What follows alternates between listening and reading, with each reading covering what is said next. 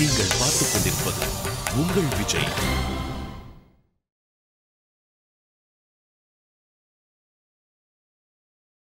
இந்த மண்டபத்தில் ஆறுகள்லாம் ரொம்ப ஆசை இருக்கோ அப்படியே தெரிஞ்சுக்கணும் நின்று இருந்து அதற்குரிய தகுதியோடு வந்து அடியன் கீழே உட்காண்டு சுற்றி ஒரு 10 பேர் மட்டும் கீழே உட்காண்டா தான் இந்த மந்திரத்தையே சொல்லியிருக்கணும். அந்த நாள்காராளாக இருந்தால் அப்படி இருந்தால் தான் சொல்லியிருப்பா. முதல்ல இதை போல் வெட்ட வெளிச்சமாக ஆக்கியிருக்கவும் மாட்டா. அடி எனக்கு வேறு வழி தெரியலையே, அதனால சொல்லிட்டேன். இப்போ உங்கள்கிட்ட மறுபடியும் பிரார்த்திச்சுக்கிறேன், அதற்குரிய நியமம் நிட்டைய சம்பாதிச்சுன்றதை சொல்லி பாருங்க. அதுக்குரிய பலம் வேணுங்கிற ஆசை இருக்கும் இல்லையோ, அப்போ அந்த பலம் கிடைக்கணும்னா என்ன பண்ணணுமோ அதுக்கு தகுந்த மாதிரி தானே பண்ணணும். பலத்தில் மட்டும் ஆசை இருக்குது, ஆனால் ஒன்றுமே பண்ண மாட்டேன்னா அது கூடாது. அதுதான் ஓங்காரத்தினுடைய ஏற்றம் சொல்கிறார். ஏவாட்சரம் ஞாத்வா யோ யதிச்சதி தஸ்ய தத். எத்தை யார் விருப்பப்படுகிறானோ அனைத்தையும் அந்த மந்திரமே நமக்கு கொடுத்து விடுகிறது என்னார். ஏததாலம்பனம் சிரேஷ்டம் ஏததாலம்பனம் பரம் ஏததாலம்பனம் ஞாத்வா பிரம்மலோகே மகீயத்தே. இந்த ஓங்காரத்தின் ஏற்றம் தெரிந்து ஆலம்பனம்னு சொன்னால் பற்றுக்கொம்பு. நம்ம ஒரு தடியை பிடிச்சுன்னு இல்லையோ, அதுதான் ஆலம்பனம்னு அர்த்தம். ஒரு மரத்தின் மேலே ஏறணும்னா விழுத பிடிச்சின்னு ஏறணும் இல்லையோ, அதுதான் ஆலம்பனம்னு அர்த்தம். எதை பற்றி கொண்டு ஏறுகிறோமோ அது ஆலம்பனம். அப்பேற்பட்ட வைகுந்தத்தில் ஏறுறதுக்கு மரம் ரொம்ப உயரமாக இருக்கே சுவாமி, ஏது விழுது? ஓங்காரம்தான் ஆலம்பனம்ங்கிறார். அதையே பற்றாக பிற்றி கொண்டு மெதுவாக அதை மேலே ஏறணும்னால் அவ்வளவு நம்பிக்கை இருக்கணும். அத்தனை தூரம் அந்த ஜபம் சிரேஷ்டமானதுங்கிறது புரியணும். அதற்குரிய அனுஷ்டானத்தோடு செய்ய வேண்டும். உபாசனம் தியானம் அது தாண்டித்தான் இந்த ஓங்காரம் நமக்கு எல்லா பலத்தையுமே கொடுக்கிறது என்றார். ந ஜாயத்தே மிரியத்தேவா விபஷ்யத் நாயம் குதச்சித் ந பபூவ கஷ்சித் அஜோ நித்ய சாஸ்வதோயம் புராண ந ஹன்யத்தே ஹன்யமானே ஷரீரே. இந்த ஸ்லோகம் அப்படியே கீதையில் வந்த ஸ்லோகம். இதுதான் முன்னால், உபனிஷத்து தான் முன்னால், கீதோபனிஷத்து வந்தது பின்னால். அதனால் இந்த உபனிஷத் வாக்கியத்தை தான் கண்ணனே எடுத்து ஆண்டு இருக்கிறார். இந்த ஸ்லோகம் அடிக்கடி நீங்களும் கேள்விப்பட்டிருப்பீள். ந ஜாயத்தே மிரியத்தேவா கதாச்சித் நாயம் பூத்வா பவிதாவான பூயா அஜோ நித்ய சாஸ்வதோயம் புராண ந ஹன்யத்தே ஹன்யமானே ஷரீரே. இது கீதா ஸ்லோகம். ஆனால் இங்கே பார்த்தீங்கன்னா உபனிஷத்திலே கொஞ்சம் ஒரு 2 சப்தங்கள் மட்டும்தான் மாறி இருக்கும். ந ஜாயத்தே மிரியத்தேவா விபஷ்யத் நாயம் குதஷ்சித் ந பபூவ கஷ்சித். இது ஆத்மாவனுடைய ஏற்றம் சொல்கிறார். ஆத்மா நித்தியம், தேகம் அநித்தியம். இது என்ன அழகாக சொல்கிறார் பாருங்க. ந ஜாயத்தே, ஆத்மா ஒரு நாளும் பிறக்கிறதே இல்லை. ந மிரியத்தேவா, அது ஒரு நாளும் இறப்பதே இல்லை. பிள்ளை உடனே பார்த்தான், என்ன இப்படி சொல்லிட்டீர்? பிறப்பிறப்பே ஆத்மாவுக்கு கிடையாதுங்கிறீர். அப்போ நீர் உட்காண்டிருக்கிறதே அதுக்கு தானே. யமனை பார்க்கச்சே என்ன பயப்படுறான்? மரண பயம். மிருத்யுன்னு சொல்லச்சேவே மரண பயம் வருதே. நீர் ஆனால் பிறக்கிறதே இல்லை இறக்கிறதே இல்லைங்கிறீரேனால் அப்படி நான் சொல்லலே. ஆத்மா உற்பத்தியும் ஆகாது, அழிவும் கிடையாது. ஆத்மா ஒரு உடம்பை எடுத்துட்டார்னா அதை ஜனனம்னு சொல்கிறோம். ஆத்மா அந்த உடம்பை விட்டுட்டார்னா மரணம்னு சொல்கிறோம். அவ்வளவுதானே தவிர ஆத்மாவே பிறக்கிறாரா ஆத்மாவே இறக்கிறாரா? ஆத்மா சரீரத்தை எடுத்துக்கிறார், பிறக்கிறார்னு அர்த்தம். ஆத்மா எடுத்துட்ட சரீரத்தை விட்டுட்டார், இறக்கிறார்னு அர்த்தம். அப்போ தானா அவர் பிறக்கவும் மாட்டார் இறக்கவும் மாட்டார். ந ஜாயத்தே ந மிரியத்தேவா விபஷ்சித் கதாச்சித். கீதை விபஷ்சித் கட்டோபனிஷத். இதுதான் ஒரு வார்த்தை வித்தியாசம். இப்போ ந ஜாயத்தே மிரியத்தேவா கதாச்சித் நாயம் பூத்வா மேலே சொல்கிறார். நாயம் குதச்சித் ந பபூவ. இவரிடத்திலிருந்து யாரும் உற்பத்தி ஆனதும் இல்லை, யாரிடத்திலிருந்து இவர் உற்பத்தி ஆனதும் இல்லை. ஜீவன் யாரிடத்திலேருந்து உற்பத்தி ஆக மாட்டார், ஏன்னா நித்தியம். எதுவும் இவரிடத்திலேருந்து உற்பத்தி ஆகாது, ஏன்னா அவர் மாறவே மாட்டார். ஒன்று உற்பத்தி பண்ணணும்னு வச்சுங்க, அந்த பொருள் ஓரளவுக்கு மாறுதல் அடைஞ்சாதான் இன்னொரு பொருள் ஆக முடியும். மண்ணு குடமாகணும்னு சொன்னால் மாறாமல் ஆகிடுமா? தங்கம் மோதிரமாகணும்னா மாறாமல் ஆகிடுமா? அதனால் ஆத்மாவிடத்திலேருந்து ஒன்று உருவாக முடியாது. ஏன்னால் அவர் மாறியானுமே. அப்போ அவருக்கு மாறுதலே கிடையாது இல்லையோ. அதனால் அவரிடத்திலேருந்து ஒன்று உருவாகாது, அவர் எதிலிருந்தும் உருவாக மாட்டார். அவருக்கு பிறப்பும் இல்லை இறப்பும் இல்லை. இப்போ இது எல்லாத்தையும் சொல்ல சொல்ல நச்சிகேதஸுக்கு தெளிவாக புரியுறது தன்னை பற்றி சொல்லிட்டு இருக்காருன்னுட்டு. இப்போ நாமெல்லாம் இங்கே உட்காண்டிருக்கோம். இப்போ இதை கேட்க கேட்க யாரையோ பற்றி யமன் சொல்லிட்டு இருக்காரு தானே தோன்றது. இவர் சொல்லிட்டு இருக்கிறதுலாம் இங்கே உட்காண்டிருக்கிற ஒத்தொத்தரும் நம்மளை பற்றி தான். இப்போ அவர் ந ஜாயத்தே மிரியத்தேவா விபஷ்யத்தின்னு சொல்கிறது இங்கே இருக்கிறவாளை பற்றி தான். நமக்கு பிறப்பும் கிடையாது இறப்பும் கிடையாதுன்னால் கொஞ்சம் சிலிர்த்து எழுந்துப்போமே. அப்படின்னா எனக்கு இறப்பே கிடையாதா? ஆமாம். அப்படின்னா நான் 300 வருஷம் இருக்க போகிறேன்னால் 300 வருஷம் இருந்தாலும் இறப்புண்டே. அதை இறப்பில்லைன்னு நினைக்கவே கூடாது. 3000 ஆனாலும் 3 லட்சம் ஆனாலும் இறப்பும் கிடையாது பிறப்பும் கிடையாது. எப்பவும் நித்தியம். அப்போ மரணம் அடைய போகிறது என்னால் அது எடுத்துண்ட சரீரத்தின் விநாசமே தவிர ரெண்டு யோகத்தில் இருக்குது, சம்யோகத்தில் இருக்குது. ஆத்மாவும் சரீரமும் ஒன்றா இருக்கு. இப்போ ஒன்றா இருக்கிறது விட்டு போச்சு. விட்டு போச்சுங்கிறதுக்காக ஆத்மா இறந்து படுத்துன்னு அர்த்தம் என்ன? ஆத்மாவுக்கு கழிவு கிடையாது, அது நித்தியமாக தான் இருக்க போகிறது. அப்போ நாம் ஒத்தொத்தருமே நித்தியம். பரமாத்மா எப்படி நித்தியமோ ஆத்மாவும் அதை போல நித்தியம். பரமாத்மா எப்படி ஆனந்தமயமாக இருக்காரோ ஆத்மாவும் ஆனந்தமயம். ஆனால் பின்ன அனித்தியம்னு சொல்லிக்கிறமேனால் எடுத்துண்ட உடல் போயிடுறது பாருங்க, அதனால் அனித்தியம்ங்கிறோம். அப்போ துக்கத்தை அனுபவிக்கிறதுன்னு சொல்லிக்கிறமேனால் அது கர்மாதீனமாக சுகதுக்கத்தை அனுபவிக்கிறோமோ இல்லையோ, அதைத்தான் சொல்லிக்கிறோம். இது ஒரு காரணத்தினால வந்திருக்கு. எங்கேயோ ஒருத்தர் போயிட்டு இருந்தார், ஒரே சேறு சகதியாக இருந்தது, சட்டுன்னு கால் தடிக்கிறது கீழே விழுந்தார், எலும்பு முறிவு. உடனே மாவு கட்டெல்லாம் போட்டா இனிமேல் 6 வாரம் ஆகும் பெசாமல் இருங்கோ. அப்போ பார்த்து நமக்கு, ஆனால் அப்போ அந்த 6 வாரம் பெசாமல் இருக்கும் பாருங்க, அப்போ தான் எல்லா காரியமும் பண்ணினா தேவையில்லைன்னு இருக்கும். அது சரியானப்புறம் பண்ணலாமோ இல்லையோ. 6 வருஷமாக ஒன்றும் அடியே படலையே, அப்போ பண்ணியிருக்கலாமோ இல்லையோ. அப்போல்லாம் ஒன்றுமே பண்ண மாட்டார். இப்போ தான் இங்கே போய் எல்லாம் அந்த கோவிலுக்கு போய் கைங்கிருமோன்னு நினச்சிருந்தேன், இந்த மாதிரி கால் உடஞ்சி படுத்தேன்னுவா. கால் ஒழுங்காக இருக்க வரைக்கும் வரவே இல்லை அவர். ஆனால் இப்போ பெசாமல் இருக்கிறச்சே பண்ணலான்னு நினச்சிருந்தேன்னா ஆச்சு. 6 வாரம் முடிஞ்சு போச்சு. வைத்தியர் இடத்துல போனோம், மாவு கட்டு எல்லாத்தையும் கழட்டி விட்டார். அதுக்கப்புறம் சுலபத்தில் முட்டி மடுக்க வராது, நீட்ட வராது. மெதுவாக அதுக்கு இருக்கிறவாள்லாம் வந்து பயிற்சி எல்லாம் கொடுத்துட்டு காலை வச்சு வச்சு வச்சு பார்த்து நடக்க ஆரம்பிக்கிறோமோ இல்லையோ. அப்போவே நமக்கு தெரியும் இது கால் அடிபட்டதுனால முட்டி மடக்க முடியாத போயிருக்கு, தெரிஞ்சுடுத்தோ இல்லையோ. இங்கேருந்து சேர்த்து இது வரைக்கும் போட்டால் முட்டி உடையவே இல்லை, எங்கேயோ கணுக்கால் கீழே எலும்பு முறிவு ஏற்பட்டிருக்கு. ஆனால் சேர்த்து தொடையிலேருந்து கால் வரைக்கும் மாவு கட்டு போட்டா அப்போ உடனே நமக்கு தெரியாது இந்த மாதிரி முட்டி மடக்க முடியாது இருக்கிறதுக்கு காரணம் இருக்குது. அதனால தான் அது மடக்க முடியல. ஒரு 2 வாரம் அதற்கு இருக்கிற பயிற்சி பண்ணேன்னா சரியாக போயிடும். அப்புறம் நன்னா ஓங்கி உத கூட விடலாம், கால்பந்தாட்டமே ஆடலாம், தெரிஞ்சிருக்கோ இல்லையோ. அதே போல் ஆத்மா இந்த தேகத்துக்குள்ளே சிக்கின்றிருக்கார், கர்மாதீனமாக இருக்கார். அதனால தான் நான் துன்பப்பட்டுருக்கேன். இது முடிஞ்சு போயிடுத்துன்னா பழையபடிக்கு ஆனந்தமயமாயிடுவேன்னு தெரியணுமே. ஆனந்தமயம்தான் இயற்கை, செயற்கையாக துக்கத்தை அனுபவிச்சுட்டு இருக்கோம். ஆனால் இதுவே நித்தியம்னு நினச்சுன்னுட்டோம். இப்போ அந்த முட்டியை நீட்டி மடக்க முடியாதவர் இது கால் முறிவுனால ஏற்பட்டதுங்கிறத மறந்து போயிட்டுது. எப்பவுமே முட்டி மடக்க முடியாதான் இருக்கணும்னு நினச்சின்னா என்ன நிலைமை? அப்படி தான் இப்போ நாம் ஒத்தொத்தருமே நினச்சிட்டு இருக்கோம். இது எப்பவுமே இப்படியே தான் இருக்கும் போல் இருக்கு. அப்படி அல்ல. நான் ஜாயத்தே மிரியத்தேவா விபஷ்யத்து நாயம் குதச்சித்து நம் அபூவ கஷ்யத்து அஜஹா, பிறப்பே இல்லாதவன், நித்யா, எப்போதும் அழிவே இல்லாதவன், சாஸ்வதோயம் புராணா, சஸ்வத்து கல்பா. சாஸ்வதன்னு சொன்னால் ஏகரூபமாக இருக்கிறவர், அவருக்கு மாறுதலே வராது. இப்படி ஒரு பொருள் இப்படி இருக்கும் அப்படி இருக்கும் அப்படி மாறும். ஒரு மண் உருண்டை எடுத்துட்டுன்னா பொம்மை பிடிக்கலாம், தட்டு பண்ணலாம், மடக்கு பண்ணலாம், குடம் பண்ணலாம், எப்படி வேணால் மாறுறதோ இல்லையோ. அதை போல் ஆத்மா மாறவே மாட்டார். அதான் சாஸ்வதோயம் புராணா, அனாதி காலமாக இருக்கார். நான் ஹன்யத்தே, அவரை கொல்லவே முடியாது. ஆனால் எதுக்குள்ளே இருக்கார் தெரியுமோ? நித்தியம் கொலை பண்ணப்பட்டுட்டே இருக்கிற சரீரத்துக்குள்ளே இருக்கார். இந்த சரீரம் நித்தியமே அழியும், நித்தியமே பிறக்கும், அதுக்குள்ளேயே உட்காண்டிருக்கார். ஆனால் ஒரு துளி அதனால் அவர் பாதிக்கப்படுறதே இல்லை. சரீரத்தினால ஏற்படுற சுகதுக்கத்தை அவர் அனுபவிக்கிறானே தவிர ஓங்கி சரீரத்தை வெட்டுறோம், ரத்தமாக கொட்டும், பிராணனே படுத்து அவருக்கு ஒன்றும் ஆகாதுங்கிறார்.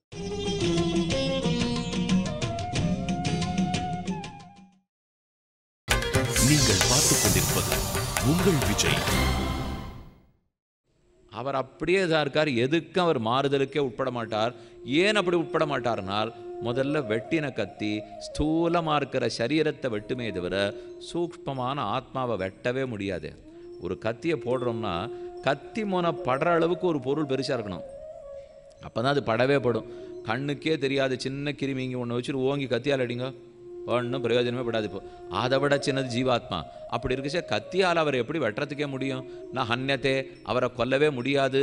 ஹன்யமானே சரீரே, கொலைக்குட்படுகிற கொலை செய்யப்படுகிற சரீரத்துக்குள்ளேயே இருந்தால் கூட அவர் கொலை செய்யப்படுறதே இல்லை.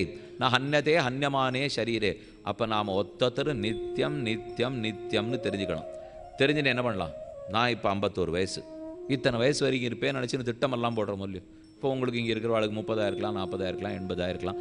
அவாவா திட்டம் வச்சுருப்போம் இல்லையோ, நம்ம மேலே மேலே இந்த மாதிரிலாம் பண்ண போகிறோம். அதை போல் இப்போ ஒரு நிமிஷம் நன்னா ஆத்மாவை பற்றி சிந்திச்சுட்டு, எனக்கு எனக்கு லட்சக்கணக்கான ஆண்டுகள் இருக்குது, அதனால் பகவானுக்கு இன்னென்ன கைங்கரம் பண்ணுறதா இருக்கேன். இப்போ இந்த லோகத்தில் எங்கெங்கெல்லாம் ராமர் சன்னதி இருக்கோ, எங்கெங்கெல்லாம் கண்ணனுடைய சன்னதி இருக்கோ, எல்லா இடத்துக்கும் போய் 1 வருஷம் இருந்து நான் கைங்கரம் பண்ணலான்னு இருக்கேன். ஒரு சங்கல்பம் வச்சுக்கலாமா? எத்தனை இருக்கும்? தமிழகத்தில் மட்டும், கர்நாடகத்தில் மட்டுமே ஒரு 30,000 கோவில் இருக்கும்னு வச்சுங்க. 30,000 கோவில் ராமர் கோவிலாம், 20,000 கோவில் கண்ணனுக்கு கோவிலாம், 50,000 கோவில் ஆச்சு. இப்போ நம்ம ஆசைப்படணும், ஒரு கோவில்லையும் ஒரு வருஷமாக இருந்து நன்னா கைங்கரியம் பண்ண போகிறேன். உடனே நம்ம பக்கத்தில் இருக்கிற சிரிப்பர், என்னாச்சு இந்த சுவாமிக்கு? ஒன்னால நான் ஹன்யத்தே ஹன்யமானே சரீரேன்னு தெரிஞ்சுவிட்டேன். இவன் ஒரு நாளும் இறக்க போகிறதே இல்லை. 50,000 வருஷம் 50 லட்சம் வருஷமாக இருந்தால் கூட அடியேனும் உண்டு, நீங்களும் உண்டு, இந்த மொத்த பேரும் உண்டு. இதைத்தான் கண்ணன் முதல்லையே சாதித்தார். நைனஞ்சிந்தந்தி சஸ்திராணி நைனந்தஹதி பாவகா நச்சைனம் கிளேதயந்தியாபா ந சோஷயதி மாருதா அச்சேத்யோயம் அதாஹ்யோயம் அக்லேத்ய அசோஷயேவச்ச. வெட்ட முடியாது, நனைக்க முடியாது, உலர்த்த முடியாது, கொளுத்த முடியாது, ஏதும் இந்த ஜீவனை பண்ணவே முடியாது. அதை பற்றி 2வது அத்தியாயம் தொடங்கிறது. 11வது ஸ்லோகத்தில் தான் கண்ணன் விஷயத்தை முடிச்சுட்டார். முதல் அத்தியாயத்தினுடைய முடிச்சுட்டு அதுக்கப்புறம் 2வது அத்தியாயத்தினுடைய 12வது ஸ்லோகத்திலேருந்து தான் ஆரம்பித்தார். இவள் எல்லாரும் இருக்காளே, எல்லாரும் நித்தியம், நானின் நித்தியம், நீயின் நித்தியம், மொத்த பேரு நித்தியர்கள். அசோச்சியான் அன்வசோச்சஸ்துவம் பிரஜாவாதாம் ச பாஷசே கதாசூன் அகதாசூன்ச்ச நானுசோச்சந்தி பண்டிதாக. பண்டிதர்கள் இதை பற்றி கவலைப்படுறதே கிடையாது. உயிரற்றது இது உடல், ஆத்மாவற்ற தனியான உடல். ஆத்மா உடலோட கூடியிருக்கா. இப்போ இது இருக்கா இல்லையாதுங்கிறத பற்றி அவர்கள் கவலைப்படுறதே கிடையாது. நத்வேவாகம் ஜாத்துநாசம் நத்வன்னேமே ஜனாதிபாக ந சைவன பவிஷ்யாமஹ சர்வே வயம் அத்தப்பரம். நீ நித்தியம், நான் நித்தியம், இங்கிருக்கிற அனைவரும் நித்தியர்கள். இந்த உண்மையை முதல்ல புரிஞ்சுக்கோ அர்ஜுனான்னு 2வது அத்தியாயம் தொடக்கத்தில் கண்ணன் ஆரம்பித்தார். அதே அர்த்தம் தான் இங்கேயும் சொல்லப்பட்டிருக்கு. 100 ஸ்லோகமும் கீதா ஸ்லோகம் இது. ஹந்தா சேத்து மன்யத்தே ஹந்தும் ஹதச்சேத்து மன்யத்தே ஹதம் உபௌதௌ ந விஜானீதா நாயம் ஹந்தி ந ஹன்யத்தே. ஆரோத்தர் நான் இவனை கொலை செய்ய போகிறேன்னு சங்கல்பம் பண்ணிக்கிறார். ஹந்தா சேத்து மன்யத்தே ஹந்தும், அப்படி நான் சங்கல்பம் பண்ணிட்டா நான் முட்டாள்னுட்டார். நான் ஒருத்தனை கொல்ல போகிறேன்னு சங்கல்பம் எடுத்துட்டா நான் தான் முட்டாள். இவன் என்னை கொல்லுட போகிறான்னு இன்னொருத்தன் நினைக்கிறார், அப்படின்னு நினச்சா அவனும் முட்டாள்னுட்டார். ஒருத்தனை கொல்ல போகிறேன்னு நினச்சாலும் முட்டாள்தனம், நான் கொலை செய்யப்பட போகிறேன்னு நினச்சாலும் முட்டாள்தனம். உபௌதௌ ந விஜானீதா, 2 பேருக்கும் உண்மை தெரியவே இல்லை. ஏன்னால் நாயம் ஹந்தி ந ஹன்யத்தே, அவனை கொல்லவே முடியாதே. அப்போ நான் எப்படி கொல்றேன்னு சங்கல்பம் எடுக்கலாம்? ந ஹன்யத்தே, கொலை செய்யப்படவே முடியாதே. அப்போ இவர் என்னை வெட்டிடுவரோன்னு ஏன் பயப்பட வேண்டும்? அப்போ ஒரு வெட்ட வரைச்சே பயப்படக்கூடாதான்னா சரீரம் அழியும்னு வேணா பயப்படலாமே தவிர ஆத்மா அழியுங்கிற பயம் தேவையே இல்லை. அதுக்குன்னு ஒருத்தர் கத்தி எடுத்துன்னு வரைச்சே பயப்படாது இருக்க முடியும், அடியனால் முடியும்னு அடியும் சொல்லவே இல்லை. இப்போ கண்டிப்பாக பயப்படுவேன். ஆனால் என்ன பயப்பட மாட்டேன்னால் என்ன பண்ணி இவர் வெட்டினாலும் சரீரத்துக்கு தான் நாசம், எனக்கு நாசம்னு நினைக்க மாட்டேங்கிறேன். இதான் அடிப்படை. எனக்கு நாசம் நினைக்கணுமா, என் சரீரத்துக்கு நாசம் நினைக்கணுமா? எனக்கு தலைவலின்னு நினைக்கணுமா, என் சரீரத்துக்கு தலைவலின்னு நினைக்கணுமா? இந்த சின்ன வித்தியாசத்தை முதல்ல கொஞ்சம் மனசில் வாங்கிடுவோம். நாசம் எனக்கு இல்லை, தலைவலி எனக்கு இல்லை, வயத்தவலி எனக்கு இல்லை, சுகதுக்கம் எனக்கு இல்லை, எல்லாம் இந்த சரீரத்துக்கு. இப்போ சட்டுன்னு காலை வலிக்கிறதுன்னு வச்சுங்க, வலிச்சதுன்னு உடனே என் கால் அப்படியே நினச்சிட வேண்டாம், கால் வலிக்கிறதுன்னு நினைக்கக்கூடாது. இப்போ நான் இந்த கர்மாதீனமாக இந்த பிறவியில் இந்த சரீரத்தை எடுத்துன்னு இருக்கேன், அந்த சரீரத்துக்கு இது கால், அந்த கால் எதனாலேயோ இப்போ வலிக்கிறது, அதனால் இது நேரடியாக என்னோட வலி இல்லை, கர்மாதீனமாக இதை நான் ஏற்றுருக்கிற வலி. இந்த வலி போகணும்னா என் கர்மங்கள் தொலையணும். அப்போ வலிக்கிறதேன்னு புலம்பிக்கிட்டு இருக்கிறத விட கர்மத்தை தொலைக்கிறதுக்கு வழி என்னன்னு நாம் பார்ப்போம் அப்படின்னு முட்டி வலிக்கு செய்யலாம் நினைவு வரணும். இது வருமானு இப்போ அவாவா கேள்வி கேட்டுக்க வேண்டியதான். வர ஆரம்பிச்சு கொடுத்தோன்னா யோகி ஆக ஆரம்பிக்கிறோன்னு அர்த்தம். இப்போ யோகின்னு கேட்டுட்டு இருக்காளேன்னா அதைத்தான் அவன் நினைக்கிறான், வேற என்ன செய்ய போகிறான்? இப்போ நிஜமும் அதுதானே, இப்போ ஒன்றும் வேணும்னு நினைக்கணும்னு சொல்லலை, உண்மையே அதுதான். இந்த சரீரம் நான் இல்லை, இது அழிய போகிறது, நான் அழிவில்லாதவன். அப்போ இந்த சரீரத்துக்கு வர்ற துன்பத்தை கர்மாதீனமாக எனக்கு வர்ற துன்பம்னு எடுத்துக்கலாமே தவிர நானே சரீரம் நினச்சின்றா தானே ஆபத்தே. அதைத்தான் வேண்டாம் தவிர்த்துருங்கிறார். உபௌதௌ ந விஜானீதா நாயம் ஹந்தி ந ஹன்யத்தே அணோரணீயான் மகதோ மகீயான் ஆத்மாஸ்ய ஜந்தோஹோ நிஹிதோ குஹாயாம் தமக்ரதுஹு பஷ்யதி வீதசோகா தாது பிரசாதான் மகிமானமாத்மனஹ. இது ரொம்ப ஆச்சரியமான மந்திரம். இங்கிருந்து தான் இப்போ பிரத்யேகாத்மாவிடத்திலேருந்து பரமாத்மாவுக்கு கூட்டின்னு போகிறார். இது வரைக்கும் நான்கிற ஆத்மாவை பற்றி எதனை சொல்லணும் வந்தார்? பிரத்யேகாத்மா, நான் ஆத்மா, பிரத்யக்துவம், பராக்துவம். 2 பராக்துவம்னு சொன்னால் பிறருக்கு பிரகாசிக்கும், பிரத்யக்துவம்னு சொன்னால் தனக்கே பிரகாசிக்கும். ஆத்மா ஒன்று தான் தனக்கு பிரகாசிக்கும். நான் நான் நான்னு சொல்கிற இல்லையா, அதை அடிபட்டு ஒரே நீண்ட மயக்க நிலை 30 வருஷம் கடந்தான்றாள். அதை போல மயக்க நிலையில் இருந்தால் கூட உள்ளூர நான் நான் நான் என்கிற பிரகாசம் இருந்துகிட்டே தான் இருக்கும். ஆனால் இதே இந்த தடி எடுத்துங்க, இது தனக்கு தானே நான்னு சொல்லிக்குமான்னு தெரியாது. ஆத்மாவுக்கு தான் நான்னு தெரியும். இந்த விளக்குக்கு நான்னு தெரியாது, ஒலிபெருக்கிக்கு நான்னு தெரியாது, இந்த கட்டைக்கு நான்னு தெரியாது, யாருக்கும் தெரியாது. ஜடப்பொருளான அச்சேதனம் ஒன்றுத்துக்கு நானே பிரகாசிக்காது. ஆனால் ஆத்மா தான் நான் நான் நான் என்று பிரகாசிக்கிறார். அதைத்தான் இங்கே சொல்கிறார் பிரத்யேகாத்மா. இந்த பிரத்யேகாத்மா நான் நான் நினைக்கிறச்சே நம்மளை என்ன நினச்சிக்கணும்? நான் இந்த உடலே இல்லை, நான் ஆத்மா, நான் அஜ்ஞானம் இல்லை, நான் ஞானமயன், நான் சுகதுக்கத்துக்காக இருக்கலே, சுகத்துக்காக மட்டுமே இருக்கேன், நான் ஞானி. இதோட நிறுத்திடக்கூடாது. இதுக்கு மேலே புரிஞ்சுக்கணும், நான் சுதந்திரனா, நான் பரதந்திரனா? நான் ஞானின்னு பார்த்துட்டேன், தேகத்தை காட்டிலும் வேறேன்னு புரிஞ்சுனுட்டேன். இப்போ 2 தத்துவங்கள் தெரிஞ்சுது. தேகம் நஸ்வரம் ஜடம், அதை காட்டிலும் ஞானம் இருக்கக்கூடிய நித்தியமான ஆத்மா ரொம்ப உயர்ந்தவர். அவ்வளவுதானா? இந்த 2 பேரோட லோகம் முடிஞ்சு போச்சானால் இல்லை, இந்த பிரத்யேகாத்மாவுக்கு மேலே பரமாத்மா இருக்காரே, அங்கே நீ போகணும் பிள்ளாய்ங்கிறார். இப்போ 2 விஷயத்தை பற்றி உனக்கு சொல்லிட்டேன். அழியக்கூடியது தேகம், அழிவில்லாதது ஆத்மா. ஆனால் இந்த அழியக்கூடிய அழிவில்லாத 2ஐயும் சேர்த்து நியமனம் பண்ணுற 3வது ஒருத்தர் இருக்கார், அவர் தான் பரமாத்மா.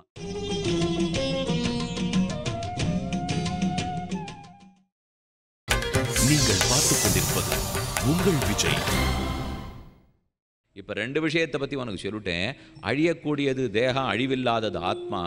ஆனால் இந்த அழியக்கூடிய அழிவில்லாத 2ஐயும் சேர்த்து நியமனம் பண்ணுற 3வது ஒருத்தர் இருக்கார், அவர் தான் பரமாத்மா. அவர் எப்படி இருப்பார்னார், அணோர் அணியான் மகதோ மகியான். அணோர் அணியான், அணுவுக்குள்ள அணுவாக இருப்பார். இப்போ அணுன்னு சொன்னது ஆத்மாவே. ஆத்மா மிகச்சிறியவர் இல்லையோ, அந்த அணுவுக்குள்ளேயும் சிறியவராக இருப்பார். அணோர் அணியான். அதுக்கு வியாக்கியானத்தில் ஒரு பிரமாண உதாகரித்திருக்கார். அணியான் விரீஹேர்வா யவாத்வா சர்ஷபாத்வா ஷியாமாக தண்டுலாத்வா ஜாயான் பிருத்திவ்யா ஜாயான் அந்தரிக்ஷாத் ஜாயான் திவா ஜாயானேப்யோ லோகேப்யா. எவ்வளவு பெரியவராக இருப்பார் பரமாத்மானால் சொல்கிறது பாருங்க. அணியான் விரீஹேர்வா, ஒரு சின்ன நெல் எடுத்துங்க, அந்த விரீகி நெல்லு மணியை விட சின்னவராக இருப்பார். அணியான் சர்ஷபாத்வா, சரஷபம் எள்ளு இருக்கு, கடுகு இருக்கு பாருங்க, சரஷபம் கடுகை விட சின்னவராக இருப்பார். நெல்லுமணியை விட சின்னவராக இருப்பார். கடுகை விட சின்னவராக இருப்பார். தண்டுலத்தை விட, அரிசியை விட சின்னவராக இருப்பார். இது எல்லாத்த விட சின்னவர். அதே சமயம் பிருத்திவி மண்டலத்தை விட பெரியவராக இருப்பார். ஆகாசத்தை விட பெரியவராக இருப்பார். அந்தரிக்ஷத்தை விட பெரியவராக இருப்பார். அண்டகடாகத்தை விட பெரியவராக இருப்பார். அவரை தேடுன்னு இந்த மாதிரி 2 சொன்னால் எங்கே போய் தேடுறது? இப்போ நம்ம ஒன்றும் எள்ளுக்குள்ளே சின்னவராக இருப்பார் தேடுன்னா சின்னதாக இருக்கிறது தேடின்னு போவோம்.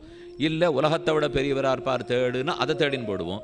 எள்ளுக்குள்ளே இருப்பார், உலகத்தை விட பெரியவராக இருப்பார். கடுகுக்குள்ளே இருப்பார், ஆகாசத்தை விட பெரியவராக இருப்பார்னால் பிடிக்கவே முடியலையோ இல்லையோ. அதுக்காகத்தான் இப்போ மேலே சொல்ல போகிறார், இது நாம் பிடிக்கணும்னு நினச்சியானா நீ பிடிக்கவே போகிறதில்லை. அந்த சின்னத்துக்குள்ள சின்னதா பெருசுக்குள்ள பெருசா யார் இருக்காரோ அவர் அனுகிரகத்தால் நான் அவரை தெரிஞ்சுக்கிட்டேன்னு பிரார்த்திச்சியானா தான் உனக்கு தெரியவே வரும். அதைத்தான் மேற்கொண்டு இவர் உபதேசிக்க போறார். அணோரணியான் மகதோ மகியான் ஆத்மாஸ்த ஜந்தோஹோ நிகிதோ குஹாயாம். இந்த ஜந்துக்களுடைய குகைக்குள் இருக்கிறார். தமக்ரதுஹு, அதை ஆறு தெரியுமா பார்ப்பா? அந்த சின்னத்துக்குள்ள சின்னதா இருக்கிற ஆத்மாவே, பெருசுக்கெல்லாம் பெருசா இருக்கிற பரமாத்மாவே. சின்னது அணு ஜீவாத்மா. அணோர் அணியான், அந்த ஜீவாத்மா அணுவை காட்டில் அணுவாய் ஜீவனுக்குள்ளும் அந்தராத்மாவா இருக்காரோ இல்லையோ. அப்ப பரமாத்மா அணோர் அணியான் மகதோ மகியான், பெருசுகள் எல்லாத்த காட்டிலும் பெருசா இருக்காரோ இல்லையோ. ஜாயான் பிருத்திவ்யாம், பிருத்திவியை காட்டிலும் பெரியவர். அந்தரிக்ஷத்தை விட பெரியவர், ஆகாசத்தை விட பெரியவர். ஆனால் எள்ளை விட சின்னவர், கடுகை விட சின்னவர். இதுக்குள்ளேயும் இருக்கார், அதுக்குள்ளேயும் இருக்கார். அந்தர்பகிஷ தத் சர்வம் வியாபிய நாராயண ஸ்திதா, உள்ளும் புறமும் எல்லா இடத்திலையும் வியாபித்திருக்கிறார். அதை தமக்ரதுஹு பஷ்யதி. இதை யார் தெரியுமா பார்க்குறான்? காமிய கர்மங்களில் விருப்பம் இல்லாதவனுக்கு தான் இது தெரியுங்கிறார். அப்படின்னா எனக்கு இது வேணும் அது வேணும், சேனை யாகம் பண்ணால் விரோதி தொலைஞ்சு போடுவா, வாயவ்ய யாகம் பண்ணால் நிறையா சொத்து கிடைக்கும், ஜோதிஷ்டோம யாகம் பண்ணால் பரம் சொர்க்கமே கிடச்சிரும், இன்னென்னது பண்ணால் இன்னென்னது கிடைக்கும்னு இருக்குது. வாயவ்யம்னு ஒரு யாகமாக எப்படி பண்ணன்னு என்ன கேட்காதீங்க, எனக்கு தெரியாது. வாயவ்ய யாகம் பண்ணால் ஊரில் இருக்கிற எல்லா சொத்தும் நம்ம வீட்டுக்கு வந்துடுவோம். என்ன வாயு வேகமாக அடிச்சதுன்னா எங்கெங்கெல்லாம் குப்பை சத்தை இருக்கோ அது எல்லாத்தையும் திரட்டின்னு வந்து ஒரே இடத்துல போட்டுருமோ இல்லையோ. அதை போல வாயவ்ய யாகம் பண்ணோம்னால் எந்தெந்த வீட்டில் எந்தெந்த இரும்பு பொட்டிக்குள்ள சொத்து இருக்கோ எல்லா சொத்தும் நம்ம வீட்டு இரும்பு பொட்டிக்கே வந்து சேர்ந்துடும். இது வாயவ்ய யாகம். அதே போல் ஜோதிஷ்டோமம், ஜோதிஷ்டோமேன சொர்க்ககாமோ யஜேத, சொர்க்கத்துக்கு போகணும்னு ஆசை இருக்கிறவன் ஜோதிஷ்டோம யாகம் பண்ணுகிறான். அதே சேன யாகம், என் புத்திரகாமேஷ்டி, பிள்ளவரம் வேணுங்கிறவன் புத்திரகாமேஷ்டி பண்ணுறான். இதெல்லாம் காமிய கர்மா. இந்த காமிய கர்மத்தில் விருப்பம் இருக்கிறவனுக்கு அணுவுக்குள்ள அணுவாய் பெருசுக்கு வெளியில் பெரிசாய் இருக்கிற பிரம்மத்தை பற்றி தெரியவே வராது. யார் நிஷ்காமியமாக இந்த தாழ்ந்ததில் விருப்பம் வைக்காமல் அவனையே தெரிஞ்சுக்கணும், அவனே தான் லட்சியம் என்று மேலே மேலே முன்னேறுகிறானோ அவனுக்கு தான் தெரிய வருது. தமக்ரது பஷ்யதி வீதசோகா, அது தெரிஞ்சிட்ட உடனே வீதசோகா, சோகமே இல்லாத போடும். ரொம்ப சோகத்தில் தவிக்கிறோமேனா பிரம்மஜானம் ஏற்படலைன்னு அர்த்தம். பிரம்மத்தை தெரிஞ்சுக்க கிட்டக்க போக போக சாமானிய லௌகிக சோகங்கள்லாம் நம்மளை ஒன்றுமே படுத்தாது. அந்த நிலை எல்லாருக்கும் வேணுமா வேண்டாமா? யாருக்காக இருந்தாலும் அது ஆசை தானே. இப்போ என்ன நடந்திருந்தாலும் சரி சுவாமி, அப்படியே விஸ்வாமித்திரர் ஆட்டம், வசிஷ்டாச்சாரியர் ஆட்டம், வாமதேவர் ஆட்டம், எதையும் கண்டுகொள்ளாத இருக்கணும்னு நமக்கு மட்டும் ஆசை இல்லையான்னு. இப்போ அப்பப்போ குடும்பத்தில் சண்டை வரிசையெல்லாம் இந்த ஆசை எல்லாருக்கும் வரும். அதனால் கண்டிப்பாக நம்மளும் இனிமேல் நாளிலேருந்து வசிஷ்டாச்சாரியர் ஆட்டம், பரத்வாஜ முனிவர் ஆட்டம் ஆழணும்னுவா. ஒன்றும் இல்லை, நாளன்னைக்கு அந்த எண்ணெல்லாம் போயிடும். நாளைக்குன்னு வருமே தவிர நாளன்னைக்கு வந்த உடனே நாம் பரத்வாஜர் இருக்கட்டோம்னா நாம் இருக்கிறபடி நாம் இருப்போம் அப்படின்னு உடனே ஆசை வந்துடுறது இல்லையோ. அது ஏன் வந்துடுதுன்னா காமிய கர்மத்தில் ஆசை இருக்கிறதுனாலே. இந்த காமியத்தை தாண்டினா தான் அதுலேயே எண்ணம் இருக்கும். நம்ம அந்த எண்ணத்தை அதில் எண்ணத்தை வைக்கிறதுக்குள்ளே எதெதிலோ ஆசை இருக்குன்னு அது பிடிச்சி இழுத்துடுறதோ இல்லையோ. நேரம் தானே ஒரு மனுஷனுக்கு. நம்மளால் ஒன்று தான் பண்ண முடியும், ஒழுங்காக ஒரு காரியம் பார்க்க முடியும். 10 காரியம் பார்க்குறேன்னு சொன்னால் எதுவுமே ஒழுங்காக இருக்காது. அப்போ அவசர கோலம் அள்ளி தெழுத்துன்னு மொத்தமே தப்பாப்படும். ஒன்றும் பிரம்மஜானத்துக்கு ஆசைப்படு, அது சாயங்காலமானால் காலக்ஷேபத்துக்கும் வரணும், பகல்லையானா வேலைக்கும் போகணும், அது கொஞ்சம் வெய்ய காலம் வந்ததுன்னா உதகமண்டலத்துக்கும் போய் ஒரு வாரம் செலவழிச்சிட்டு வரணும். எல்லாமே வேணும், அப்படியே மோட்சம் வேணும். அது எப்படி சுவாமி போக முடியும்? எல்லாத்தையும் பண்ணிட்டுலாம் போகவே முடியாது. ஏதோ ஒன்றை விட்டால் தான் மோட்சத்துக்கே போக முடியும். தியாகேனைக்கே அமிர்தத்வமான சுகுன்னு உபனிஷத் சொல்கிறது. தியாகம் பண்ணவனுக்கு தான் அமிர்தத்துவம் கிடைக்குமே தவிர வாழற வாழ்க்கையை ஓஹோன்னு வாழ்ந்துண்டு ஒரு நாளைக்கு 4 வேளை அப்படியே சாப்பிட்டுண்டு எல்லா கேளிக்கைகளையும் ஈடுபட்டு அப்படியே மோட்சங்கிறது நடக்கவே நடக்காது. அந்த தப்பான அபிப்பிராயம் ஒருத்தருக்கும் வேண்டவே வேண்டாம். தியாகம் பண்ணி ஆசா பாசங்களை ஒடுக்கினாலே ஒழிய பெருமான் முக்தி கொடுப்பதே இல்லை. இதில் கொஞ்சம் தப்பான பிரச்சாரங்கள்லாமும் பண்ணி வச்சிருக்கா பல பேரும். நம்ம பூர்வாச்சாரியர்களுடைய பிரச்சாரம் அது கிடையவே கிடையாது. வைராக்கியம் வந்தால் தான் மோட்சம் போக முடியுமே தவிர எல்லாத்துலேயும் ஆசைப்பட்டுண்டே அப்படியே வைகுந்தத்துக்கும் போகலாம் இல்லை. என்ன ஆசைப்படுறோமோ அடுத்த பிறவி கொடுப்பார், அதான் அவர் செய்ய போகிறார். என்றைக்கோ ஒரு நாள் கிடைக்கும், ஆனால் இந்த பிறவியினுடைய முடிவில் கிடைக்கவே கிடைக்காது. அப்போ அதை புரிஞ்சுக்கோ. மேலே அனோரணீயான் தமக்ரது பஷ்யதி வீதசோகா தாத்து பிரசாதான் மகிமானம் ஆத்மனः. தாத்து பிரசாதம், அந்த பரமாத்மாவனுடைய பிரசாதத்தாலேயே தான் இது இத்தனையும் தெரிஞ்சுக்க முடியும். நீ பிரயத்தனப்பட்டு தெரிஞ்சுக்க முடியாது. அணுவுக்குள்ள அணுவா பெருசுக்கு வெளியில் பெருசாக இருக்கிறவரை நீ முயற்சி எடுத்தால் தெரிஞ்சுட முடியும். நம்மாழ்வார் சாதித்தாரே, மனநக மலமர மலர்மிசை எடுதொரும் மனனுணர் வளவிலன் பொறியுணர் வவையிலன். மனனுணர் வளவிலன் பொறியுணர் வவையிலன், இந்திரியங்களுக்கும் அப்பாற்பட்டவன். மனசுங்கிற ஆந்தர இந்திரியம், அந்த உள்ளிந்திரியத்துக்கும் தாண்டினவர், வெளி இந்திரியங்களுக்கும் தாண்டினவர். நம்ம கண்ணாலோ காதாலோ மூக்காலோ பிரம்மத்தை பிடிக்க முடியுமோ? மனசால மட்டும் பிரம்மத்தை பிடிச்சிட முடியுமா? மனசாத்து விசுத்தேன, சுத்தமான சத்வகுணத்தோடு இருக்கிற மனசு தான் அவரை பற்றுகிறது. அதுவும் தம் முயற்சியால் இல்லை, அந்த பெருமானுடைய அனுக்கிரகத்தால் தான் அது கிட்டும்.